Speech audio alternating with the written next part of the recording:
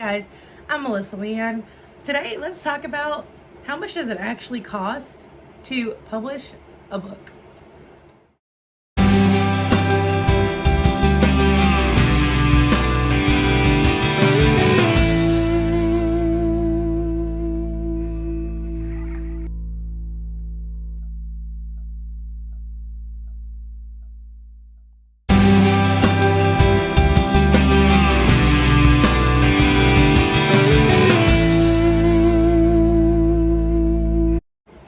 So I want to first start off by saying that it depends on what type of book that you're going to be publishing. If it's a kid's book or if it's a novel, a novella, it matters as far as what the pricing is going to look like. But I will say that kids' books are typically more expensive because you have to pay for a cover designer, you have to pay for the artwork, all that. I'm just gonna show you. So cover, your artwork, illustrations, you're gonna have to pay for those things. So it is quite a bit more expensive. I don't want my wife to see this, so don't tell her. I spent probably about $500 total on publishing this one. And that was $200 to $250 for my illustrator and anything that I wanted extra for this book.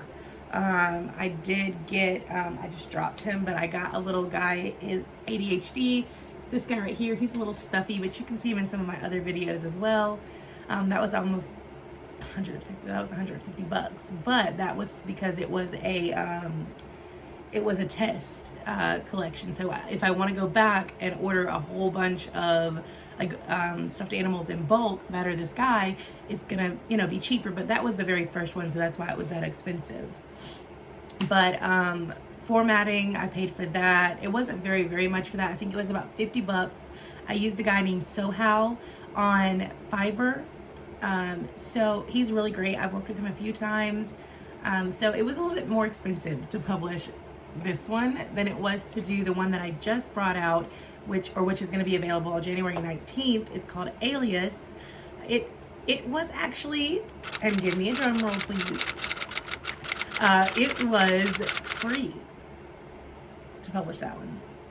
I didn't spend a dime. Actually, you know what? I'm lying. I spent about $20. $20 is what it was. I spent $20 to get him to reformat my cover because I kept trying to get my cover in there, and honestly, it was unnecessary $20 because the problem was not my cover, it was my interior format. So when you publish to some of your print-on-demand companies, you've got to make sure that your cover is the right size, your trim's the right size, your interior's the right size. If some of your drop caps or letters on the inside are too big, they're outside that margin, then it's gonna block you from printing it. Like on KDP, it won't let you move forward. So I actually spent that $20 and didn't need to, because the whole time it was the interior file and I could have just changed that myself. So I used KDP to print on demand, and I didn't spend a dime yet. I did submit it to another website called Adhd, and that was also free. And with Adhd, they submit your book to different places like Kobo, Apple Books, Barnes & Noble. I was super excited about Barnes & Noble. Everywhere. So honestly, it don't have to cost you anything at all to publish. So do not be afraid to get out there, get your book out there, and just let the world know you. Another amazing site for print on demand is also BookBub. You can use BookBub. I'm going to talk about this later on in an individual video, but check out BookBub. They're really great. And then, like I said, Adhd and KDP are great for print on demands. And once again, free. You can print and publish you can publish for free. You do get, you have to pay for your prints, obviously. That's all the tips I have for you guys today. I just want to let you guys know how much it actually costs to publish your book.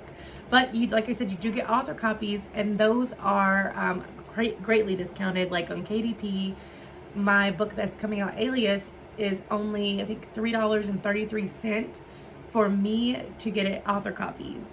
And that's amazing. So you can get as many as you want on there, and you can use those for marketing as well.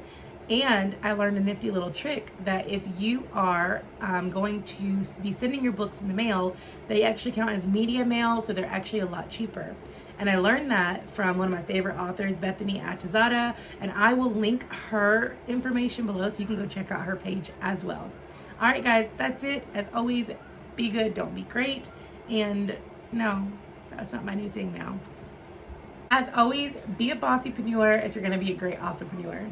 That's it. See you guys next time.